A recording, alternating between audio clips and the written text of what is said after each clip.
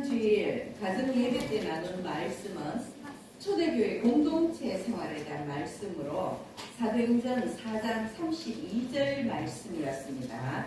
우리 그때 참석하지 않으신 분들을 위해서 제가 한번 읽어보겠습니다. 믿는 무리가 한 마음과 한 뜻이 되어 모든 물건을 서로 통용하고 자기 재물을 조금이라도 자기 것이라 하는 이가 하나도 없더라. 그런데 같은 맥락의 말씀이 사도행전 2장 44절에도 나옵니다. 믿는 사람이 다 함께 있어 모든 물건을 서로 통용하고 또 재산과 소유를 팔아 각 사람의 필요를 나눠주며 날마다 마음을 같이하여 성전에 모이기를 힘쓰고 집에서 떡을 떼며 기쁨과 순전한 마음으로 음식을 먹고 라는 이 말씀이 사도행전 2장 44절에서 46절까지 이어지고 있습니다. 이 말씀을 통해서 볼 때에 초대교회 공동체는 그리스도 안에서 사랑과 나눔의 삶을 살았다는 것을 알 수가 있는데요. 그런데 사도행전 2장에서 이미 나온 이야기를 사도행전 4장에서 누가가 다시 반복한 이유는 무엇이겠습니까? 같은 내용을 반복한다는 것은 강조하기 위해서입니다. 그렇다면 누가가 2장의 말씀을 다시 4장에서 반복하면서 강조하고자 했던 그 메시지는 무엇이었느냐는 것입니다. 지난주에 말씀을 드렸지만 사도행전 2장에서 4장으로 넘어가기까지 하나의 사건이 나옵니다. 베드로와 요한이 성전으로 올라갈 때에 성전 미문에 안전뱅이가 구걸을 하고 있었습니다.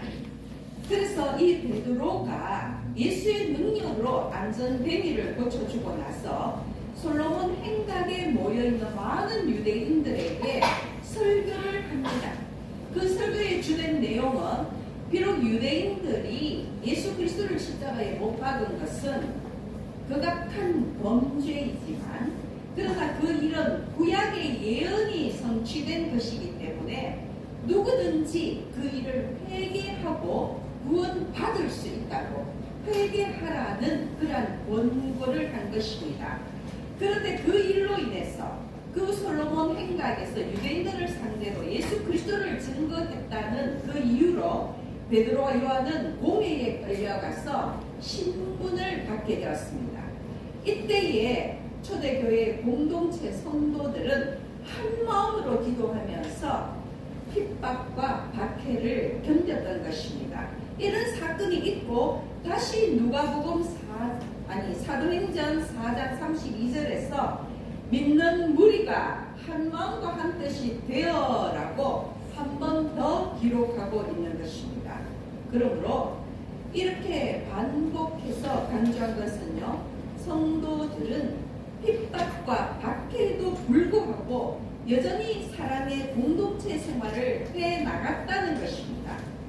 핍박이 있었지만 그럼에도 불구하고 예수 그리스도의 공동체는 더욱 확장되고 지속되었다는 것, 바로 그것을 누가가 강조하고 있는 것입니다.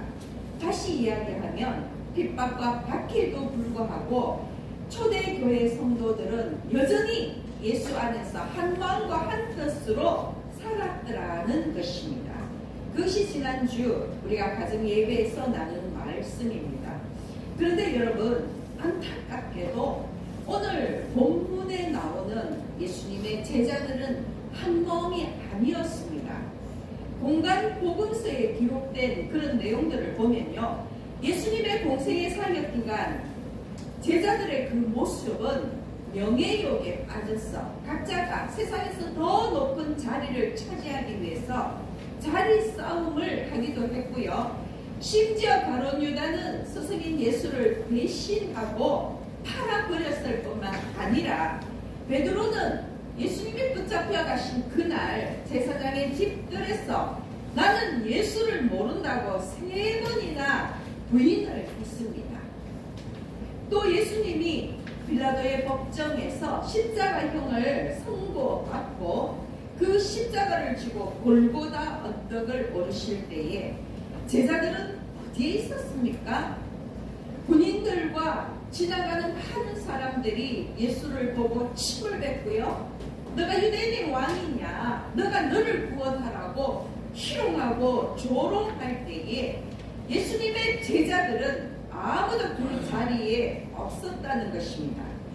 예수님이 붙잡혀 가시던 그때에 이미 제자들은 예수님을 버리고 다 도망가고 말았습니다. 심지어 마가복음 14장에 보면 아주 적나라한 사실이 기록되어 있는데요. 50절, 51절, 52절 읽어드리겠습니다. 제자들이 다 예수를 버리고 도망하니라. 한 청년이 벗은 몸에 배 혼이불을 두르고 예수를 따라가다가 무리에게 잡히매 배 혼이불을 버리고 벗은 몸으로 도망하니라. 여러분, 여기서 한 청년은 마가라고 짐작이 됩니다. 왜냐하면 이 내용은 다른 복음서에 나오지 아니하고 마가복음에만 나오고 있기 때문에 마가가 자신의 일을 뉘우치면서 양심적으로 기록하는 것이라고 보고 있는 것입니다. 그런데 무슨 말입니까? 여러분, 6월절 만찬이 끝나고 예수님께서 잡혀가셨지요. 아마도 마가는 자기의 집에서 혼위불을 듣고 자고 있었던 듯 합니다. 그러다가 예수님이 붙잡혀 간다는 소식을 듣고는 벗은 몸에 그 배 혼이불을 걸치고 밖으로 나와서 예수 그리스도를 따라갔겠지요. 그러다가 무리들이 너 예수의 제자가 아니냐고 그 혼이불을 확 낚아채니까 자기 몸을 두르고 있던 그 혼이불을 벗어 던지고 발과 벗은 몸으로 도망치고 말았다는 것입니다.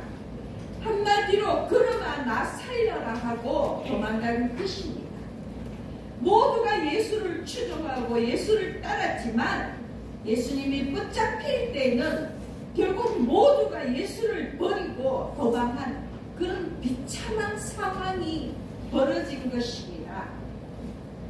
그러다가 예수께서 십자가에서 돌아가셨습니다. 이제는 그 예수님이 눈에 보이지 않게 되었습니다. 눈에 보이지 않자 예수님의 제자들은 절망 속에 뿔뿔이 흩어져서 고향으로 돌아가 생업에 몰두한 것입니다. 이와 같이 예수님이 돌아가실 때까지도 예수님의 제자들은 하나 된 모습은 아니었습니다. 그들은 불완전했고 나약했습니다. 그래서 예수님이 간절히 바란 것은 무엇이었느냐 하면 제자들이 하나 되기를 원하셨던 것입니다.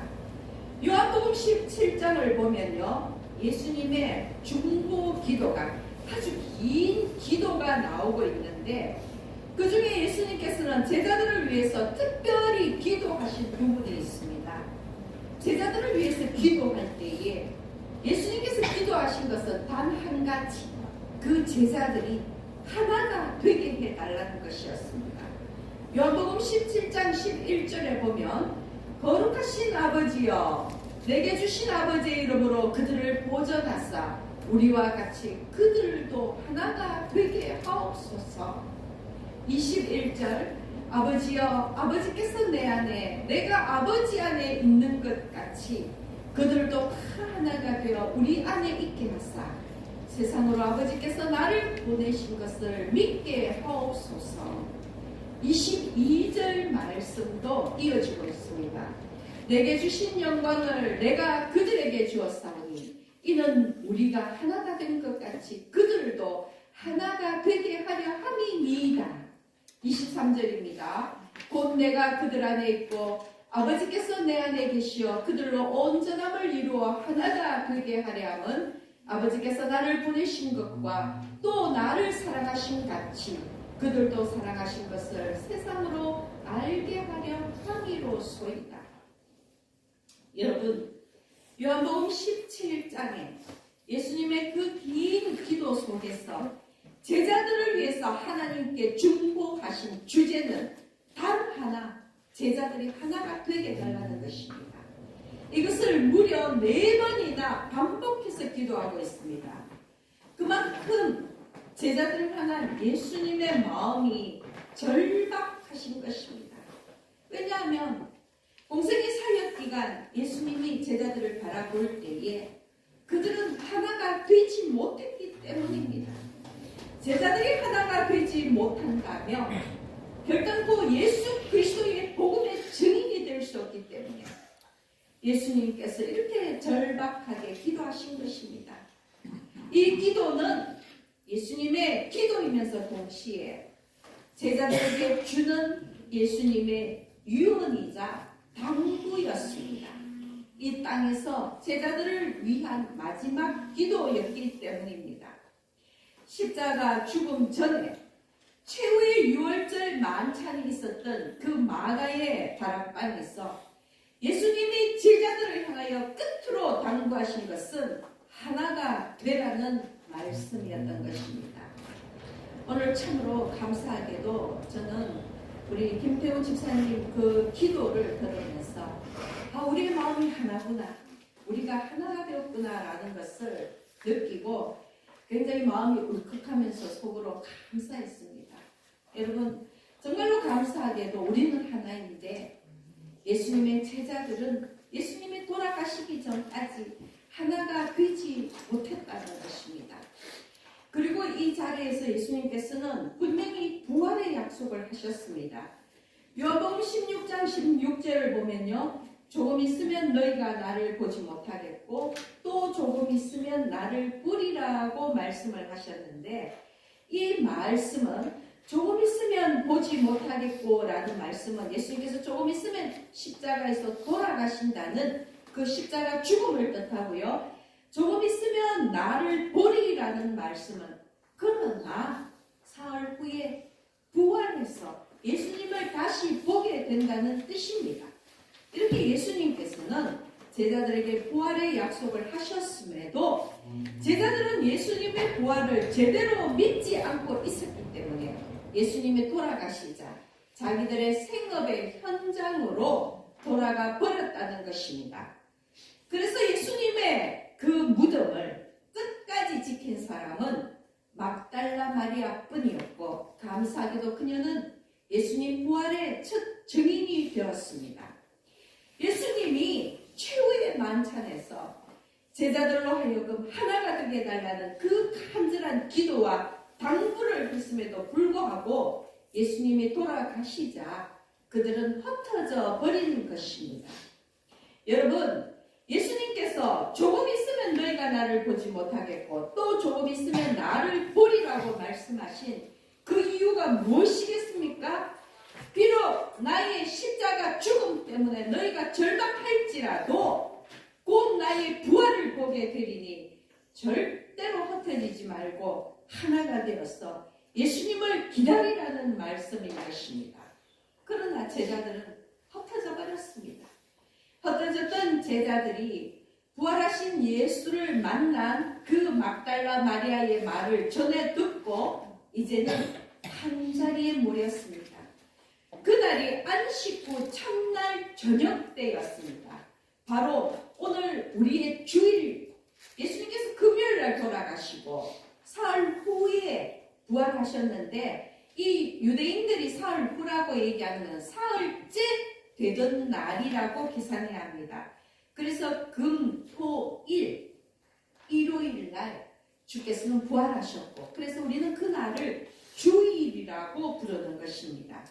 안식 후 첫날 저녁 때라는 것은 토요일 다음 날이었기 때문에 바로 오늘과 같은 주일에 예수님께서는 제자들을 만나러 오신 것입니다.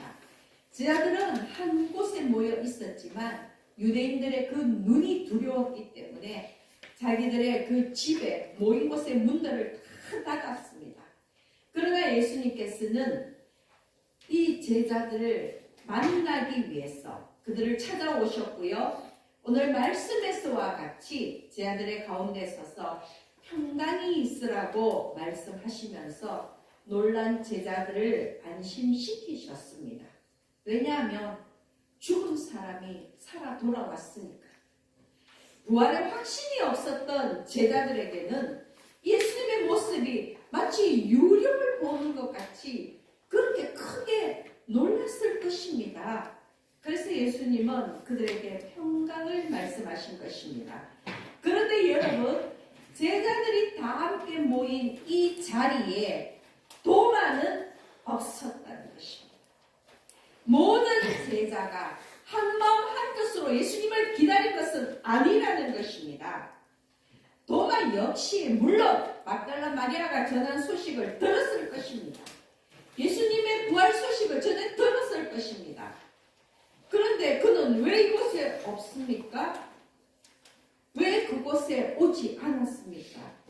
예수님의 부활을 믿지 않았기 때문입니다. 그래서 다른 10명의 제자들, 가룟 유다를 제외하고 다른 10명의 제자들이 예수님을 만나기 위하여, 부활의 예수님을 만나기 위하여 한 곳에 모여 있었지만 도마 혼자만 그 자리에서 빠져 있었다는 것입니다. 그뿐만이 아닙니다. 도마는 예수님을 향해서 심히 불경한 소리를 내뱉었습니다. 25절을 보면요, 다른 10명의 제자들이 우리가 부활하신 예수님을 만났다라고 이야기했지만 도마가 뭐라고 이야기했습니까?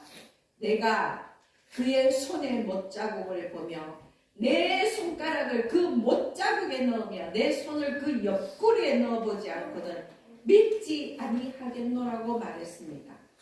단순히 부활하신 예수님을 만나는 것뿐만이 아니라 예수님의 그 구멍난 손가락에, 그 못으로 인해서 구멍난 손가락에 자신의 손가락을 넣어보고, 그리고 예수님이 그 옆구리 창에 찔린 그 자리에 자기 이 손을 넣어보고, 그래야지만 자기가 예수님의 부활을 믿겠다는 것입니다. 근데 여러분, 여기 넣어본다의 헬라어 말로는요, 던지다라는 의미가 있는데 여기서 매우 큰 동작을 이야기합니다. 그래서 지금 도마가 예수님의 손에 손가락을 넣어보고 예수님의 옆구리에 자기 손을 넣어보겠다는 이 말은 정말 어떤 뜻이냐 하면요, 상처를 그냥 조심스럽게 만져본다는 얘기가 아니고 손가락을 넣어서 쑤셔본다는 뜻입니다. 예수님의 이 창자국 난 옆구리에는 자기 손을 넣어서, 왜냐하면 구멍이 더 클 거기 때문에 손을 넣어서 막 쑤셔본다는 이야기입니다. 여러분, 굉장히 도발적인 모습이지 않습니까? 물론 제자들의 기대와 다르게 십자가에서 죽어버린 예수님에 대한 실망감도 컸을 것입니다. 오히려 제자들은 자신들이 예수님에게 버림받았다라는 그런 배신감도 있었을 것입니다. 또한 지금 현실 어떻습니까? 예수님이 돌아가시고 나자 크리스찬들에 대한, 이 성도들에 대한 핍박은 목숨이 위태로울 만큼 아주 심각한 상황이니까 도마의 마음이 아주 강팍해졌을 것입니다. 그래서 그가 그렇게 예수님의 그 상처를 모욕하는 말을 내뱉었을 수도 있을 것입니다. 그러나 여러분, 그는 다른 제자들과 달리, 이 성경에 나온 기록을 보면요, 다른 제자들과는 달리 평소에도 매우 냉소적이었고 무리와는 하나가 되지 못한 그런 자였다는 것을 알 수 있습니다. 요한복음에는요, 도마의 이 말과 행동이 무려 4번이나 나옵니다. 이것이 왜 중요하냐면 마태나 마가나 누가복음에는 그냥 도마라는 이름만 등장을 하는데, 지금 이 요한복음에는 도마가 어떤 말을 했는지 그것이 4번이나 나오고 있는데, 여러분, 이 도마의 성격이 매우 냉소적이고 아주 독특하다는 것을 알 수가 있는데요, 도마가 처음으로 등장하는 것은 요한복음 11장입니다. 그 11장에 보면 어떤 일이 있느냐 하면 예수님이 너무나 아끼던, 예수님이 사랑하시던 그 나사로가 병이 들어서 다 죽게 되었다는 소식을 듣게 됩니다. 그래서 예수님은 제자들에게 유대로 다시 가자고 말씀을 하십니다. 왜냐하면 떠나왔던 곳이고 이 나사로가 있던 베다니는 굉장히 이 크리스찬들에 대한 핍박이 극심한 곳이었기 때문에 정말 그곳으로 다시 가면 돌 맞아 죽을 수도 있는 그런 상황입니다. 그런데 예수님은 그 나사로에게 가기 위해서 유대로 다시 가자고 제자들에게 말씀하십니다. 그러자 제자들이 방금도 유대인들이 돌로 치려 하였는데 또 그리로 가시려 하나이까라고 예수님을 말립니다. 그러나 예수님은 기어코 나사로가 잠들었으니 그를 깨우러 가자고 제자들을 재촉합니다. 이때 도마가 뭐라고 얘기했습니까? 요한복음 11장 16절에 보면 디두모라고 하는 도마가 다른 제자들에게 말하되 우리도 주와 함께 죽으러 가자 하노라. 우리도 주와 함께 죽으러 가자 하노라. 여러분, 한편 이 말은 이 제자인 도마가 스승이 그 죽을지도 모르는 그런 현장으로 가려고 하는데 우리도 스승과 함께 생사고락을 해야 되지 않느냐, 이런 의리 있는 말로 해석할 수도 있지만 이후로 계속 이어지는 그 도마의 말과 행동을 보고 유추해 볼 때 이 말은 의협심에서 나온 것이 아니라 굉장히 냉소적인 표현이라는 것을 알 수 있습니다. 예수님이 고집을 꺾지 않으니까요, 제자로서 스승의 말을 거역할 수는 없고 되라는 식의 표현입니다. 그래 뭐 우리 같이 가서 죽지 뭐, 이런 이야기라는 것입니다. 진짜 의리 있는 도마였다면 예수님이 붙잡혀 가실 때에 도망갔겠습니까? 부활의 소식을 들었을 때에 그 자리에 오지 않았던 도마였습니다. 그것을 볼 때에 우리도 주와 함께 죽으러 가자는 이 말은 그렇게 의리 있는 소리가 아니라 예수님을 향한 냉소적인 표현이라는 것을 알 수 있는 것입니다. 그리고 요한복음 14장에 보면요, 최후의 만찬이 나옵니다.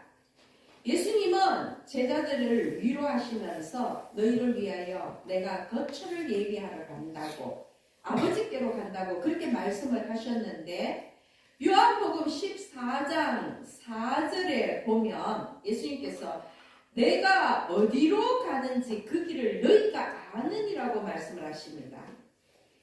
베드로가 예수님에게 어디로 가시느냐고 물으니까 어디로 간다고 구체적인 말은 하시지 않고 그냥 내가 어디로 가는지 그 길을 너희가 아느니라라고 굉장히 애매한 답변을 하십니다. 그래서 도마가 그 말을 냉큼 받아서 뭐라 하느냐면, 도마가 이르되 주여 주께서 어디로 가시는지 우리가 알지 못하거늘 그 길을 어찌 알겠사옵나이까 라고 말을 합니다. 이 말이 무슨 말입니까? 어디로 가는지 가르쳐 주지도 않는데 그 길로 가는 길을 어떻게 알겠느냐는 것입니다. 그게 말이 되느냐는 소리입니다. 이 도마는 자기의 그 마음속의 불만을 그대로 표출하는 그러한 성격이라는 것을 알 수가 있는 것입니다. 도마가 예수님에게 따져 물은 것입니다. 장소도 가르쳐주지 않았는데 어떻게 그 길을 아느냐고 그렇게 이야기한 것입니다. 그리고 세 번째 등장이 오늘 본문입니다.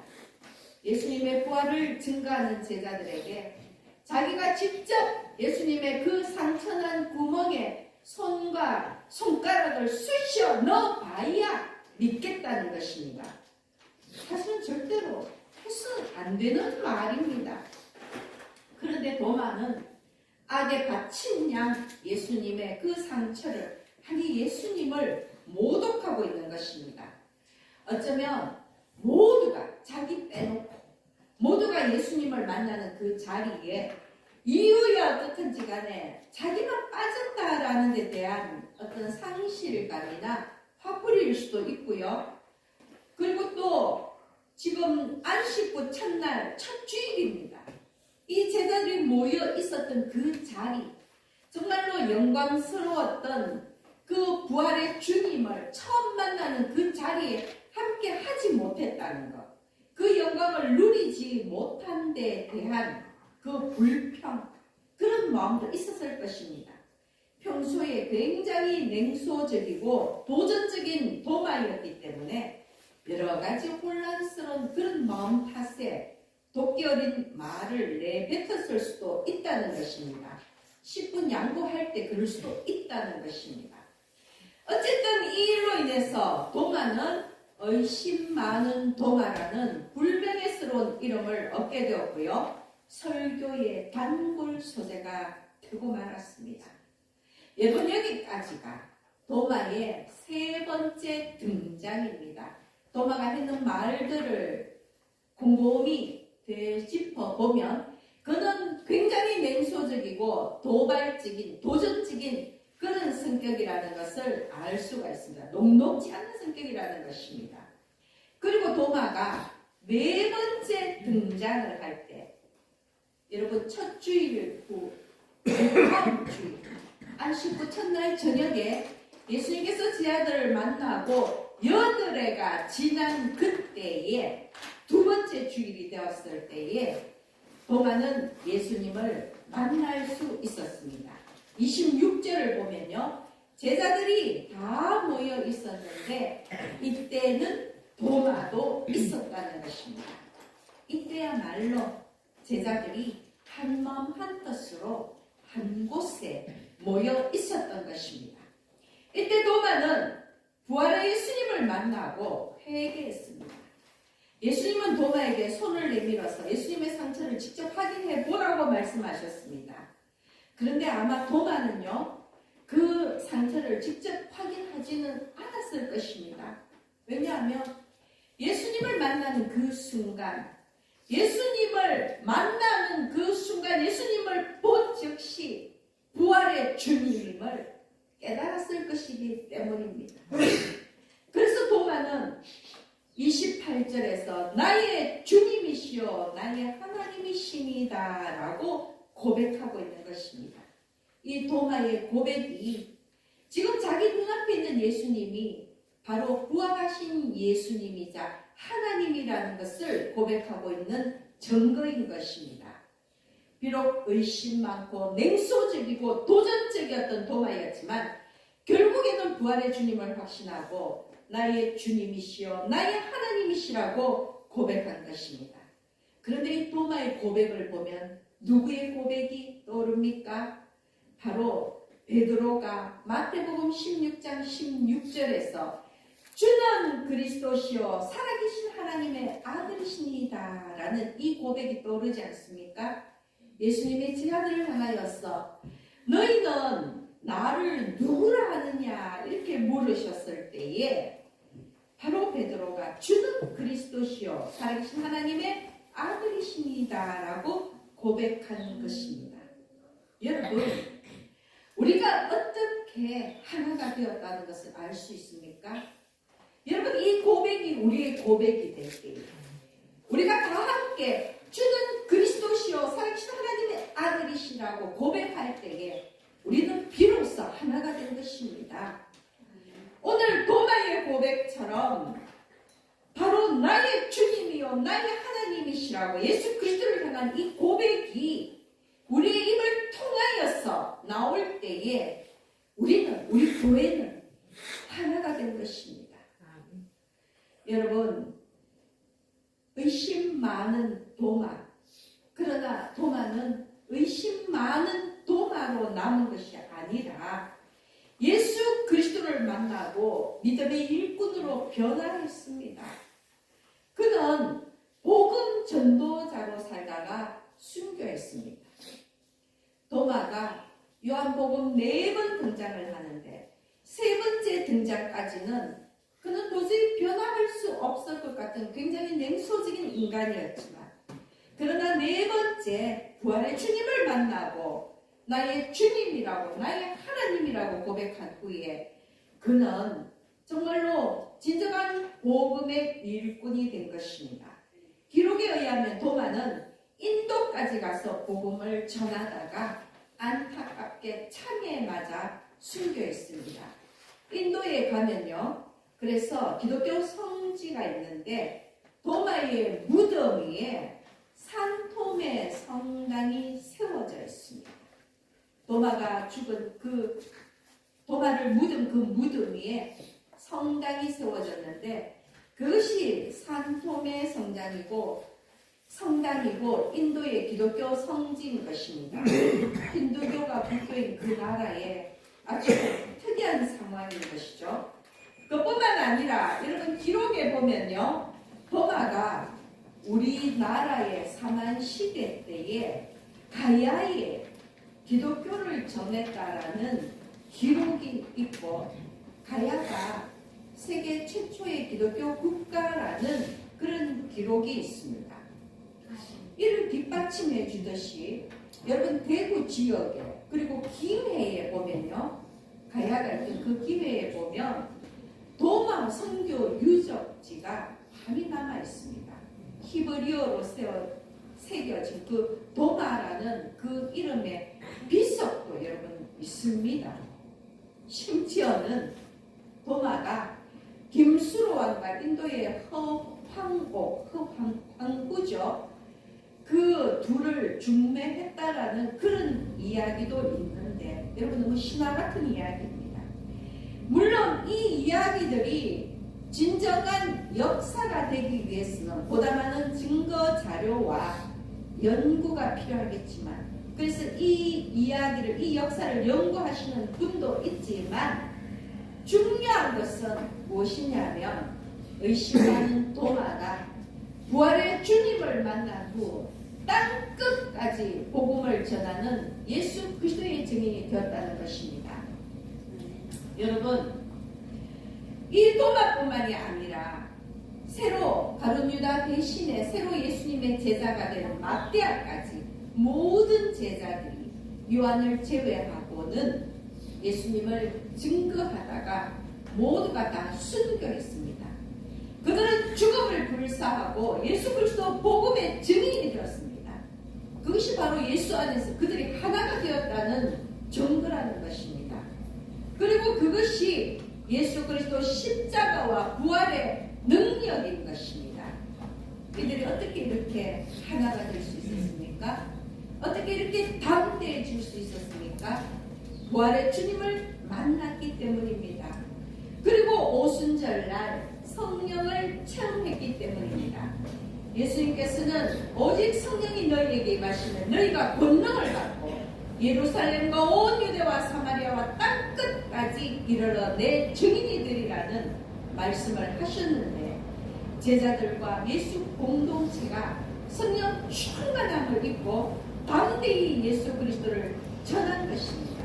그래서 유대 땅에서 그들의 입장에서 땅 끝인 인도와 옛날 사만시대 가야까지, 지나면 태평양이니까요, 바다니까 정말 땅 끝까지 그들은 목숨을 불사하고 죽음을 불사하고 예수 그리스도를 전하는 것입니다.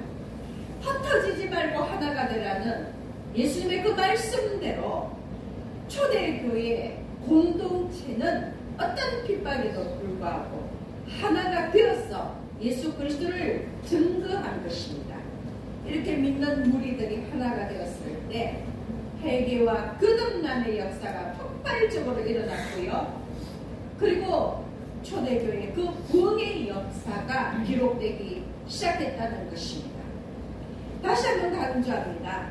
초대교회 성도들은 예수가 나의 그리스도요 하나님이라는 고백으로 하나가 되었기에 폭발적인 부흥의 역사가 일어날 수 있었던 것입니다. 여러분, 오늘 이 말씀을 마음에 새기십시오. 정말 우리가 이 혼돈의 시대를 살아갈 때에 더욱더 말씀 안에서 뭉쳐야 하는 것입니다. 흩어지지 말고 하나가 되어야 합니다. 교회와 하나가 되어야 되고 예수님과 하나가 되어야 하는 것입니다. 그래서 오늘 이 시간 이 자리에 함께한 여러분에게 권면합니다.